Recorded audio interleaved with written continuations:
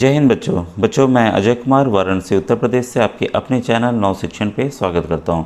बच्चों आज मैं ओरिजिनल पेपर आपके राष्ट्रीय IIM योग्यता आधारित छात्र परीक्षा ये जिसे इंग्लिश में नेशनल मेंस का मेरिट स्कॉलरशिप एग्जामिनेशन भी कहते हैं, उसके ओरिजिनल पेपर को लेके आया हूं।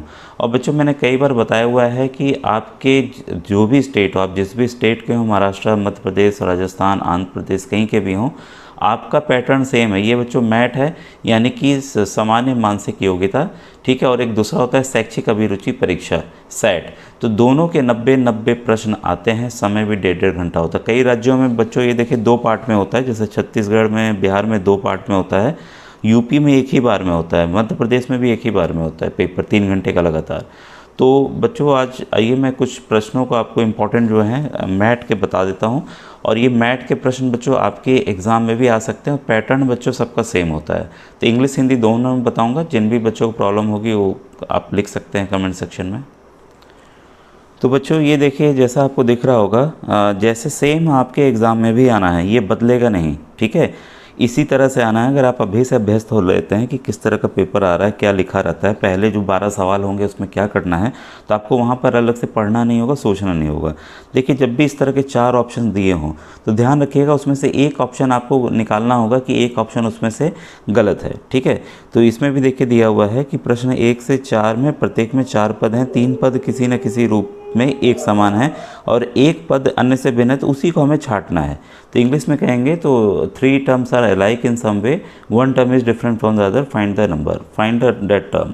तो यहाँ अगर आप देखेंगे ध्यान से बच्चों, तो देखिए 11 है, 13 है, 15 है, 17 है, तो नंबर से। लेकिन अगर आप ध्यान से देखेंगे तो सभी नंबर्स जो हैं वो प्राइम नंबर्स हैं, यानी कि अभाज्य संख्या है। 11, 13, 17 अभाज्य संख्या है, 15 जो है भाज्य है, यानी कि कंपोजिट नंबर है। This are all prime numbers, this is a composite number. तो 15 यहाँ पर बच्चों आपका राइट आंसर होगा ऑप्शन नंबर 3। क्लियर हो गया। अब आइए क्वेश्चन नंबर 2 पे आएँ। लाल, नीला, पीला और हरा, ठीक है। तो इसमें अगर आप देखेंगे तो ऑप्शन नंबर 4 जो है बच्चों सही है, हरा। क्यों?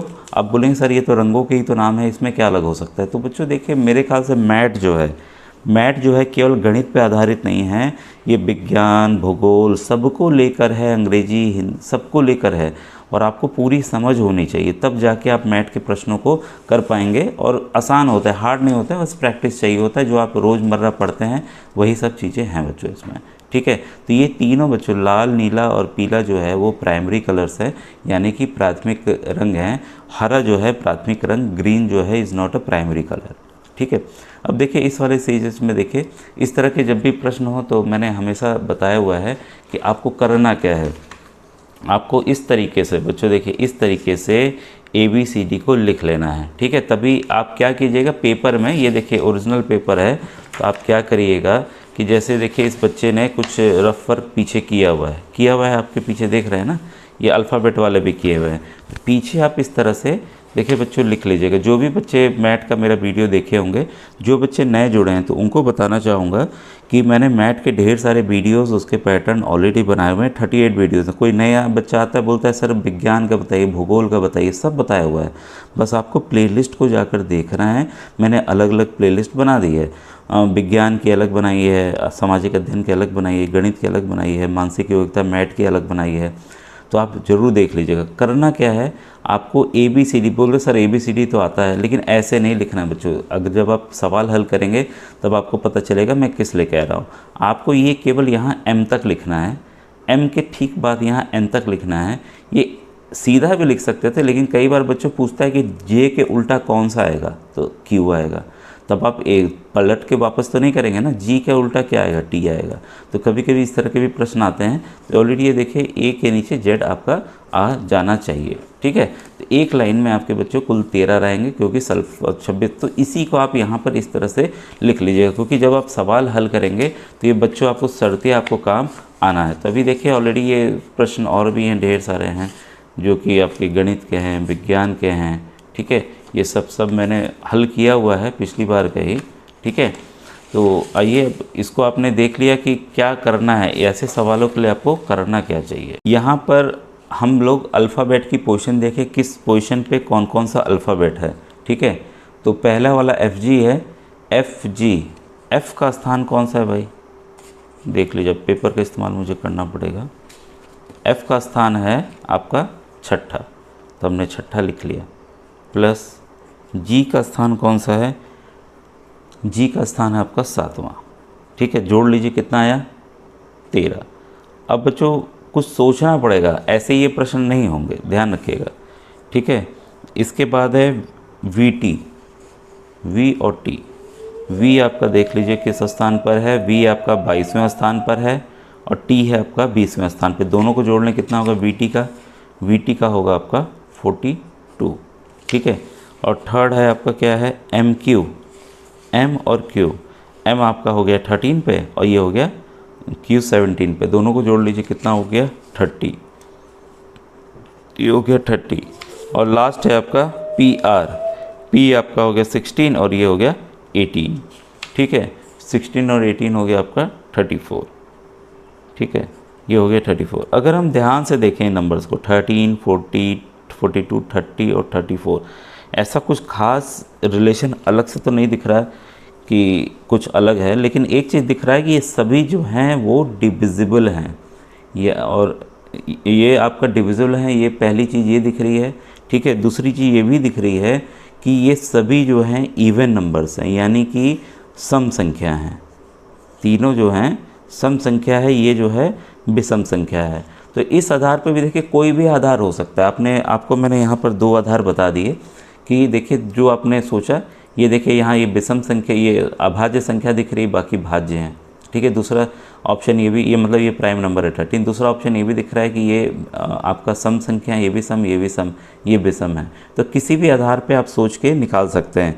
कई बार ऐसा भी होता है कि कुछ प्रश्नों के 2 उत्तर होते हैं। मैंने आंसर की भी दिखाई हुई है, तो उसमें 2-2 उत्तर माने गए हैं, क्योंकि हमने इस आधार पे सोचा तो हमारा उत्तर सही था, आपने उस आधार पे सोचा तो आपका इसलिए उत्तर दूसरा निकला।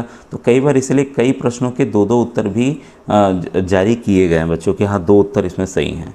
ठीक है, तो आप किसी आधार पे, लेकिन यहाँ पर जो हम दोनों आधार 2 तरीके से सोच रहे हो, 13 ही उत्तर इसका आएगा। ठीक है, तो आप चीज़ों को समझ गए होंगे।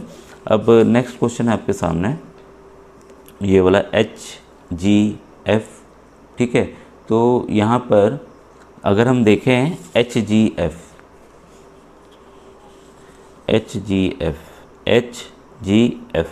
ठीक है, अभी देख लें, शायद क्रम ले रहे हैं। XWV, ठीक है, NML,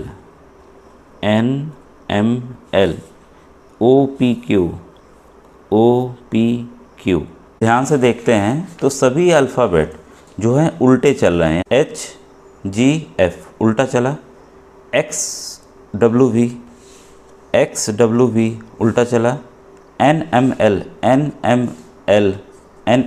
उल्टा चला, OPQ, अब ये देखिए OPQ ये सीधा चला, मतलब कि क्रम में चला। उल्टा चलता, ऐसे चलता तब सही होता, इसलिए यहाँ पर बच्चों ऑप्शन नंबर 4 जो है वो सही है। ठीक है, नेक्स्ट क्वेश्चन देखिए, जो 4 ऑप्शन है ASPRT, UWV और MNO। इसमें बच्चों वही देखिए अल्फ़ाबेट जो आप लिखे रहेंगे वही काम आएगा, ACE। ठीक है, ए जो है, अब ये वाले को मैं यूज कर रहा हूँ, आप अपना यूज कीजिएगा, क्योंकि मैं बार बार दिखाऊंगा तो आपका टाइम नुकसान होगा। ठीक है, ए जो है देखिए आपका किस स्थान पे है, पहले स्थान पर है। सी जो है तीसरे स्थान पर है। ई जो है आपके 5वें स्थान पर है, मतलब कि दोनों में +2 होता गया। ठीक है, क्लियर है। वैसे ही PRT में देख लें, ठीक है, वैसे ही आप UWY में देख लें, फिर वैसे ही आप MNO में देख लें। तो ये देखिए आप बिना वैसे भी जान सकते थे कि सब में तो भाई 2-2 छोड़ा जा रहा है, या MNO में लगातार है, इसलिए आपका यहाँ पर ऑप्शन नंबर 4 जो बच्चों है वो सही होगा। तो क्लियर है, ये समझ गए होंगे आप। फिर प्रश्न नंबर 7वां भी देखिए, इसमें भी हमें क्या करना है कि अल्फ़ाबेट्स को लिखना है। तो यहाँ पे भी जो अन्य समूह हैं उसमें एक के बाद एक छोड़कर है। ठीक है, पहला वाला ऑप्शन देखें RTW, RT और W। ये देखिए क्रम जो है R फिर T, एक मिनट देख लें, यही है ना, RTW, RT और W देखिए बहुत दूर है। ठीक है, और आपका अन्य में देखें, ये आपका QOM, मतलब कि एक एक छोड़ के Q फिर O फिर M। ठीक है, इसके बाद है आपका LNP, L फिर N, फिर P, मतलब एक एक छोड़ के ही है, कन्फर्म है इसमें, ठीक है। फिर है IKM, I, फिर एक छोड़ा, फिर K, फिर M। यहाँ पे इसी का क्रम सही नहीं था बच्चों। RTW, R के बाद T तो सही था, अगर V होता तो सही हो जाता, ये W आ गया, ठीक है, इसलिए गलत है। तो पहला ऑप्शन इसका बच्चों सही है। तो इस तरह से अगर आप लिखे रहेंगे तो आसानी से आपका हल हो जाएगा, ठीक है। अब देखिए यहाँ ज्योग्राफी का काम आ गया आपका ये है एशिया, अंटार्कटिका, ऑस्ट्रेलिया और अर्जेंटीना है, ठीक है।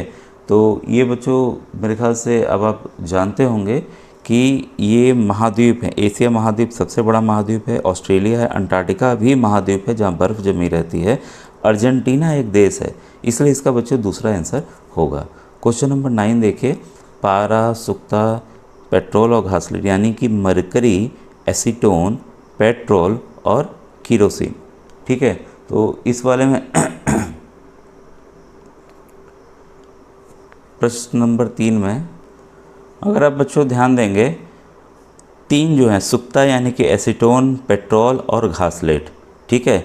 मान लीजिए कई बच्चों को सुक्ता नहीं पता होगा क्योंकि इस लेवल पे पढ़े नहीं होते हैं।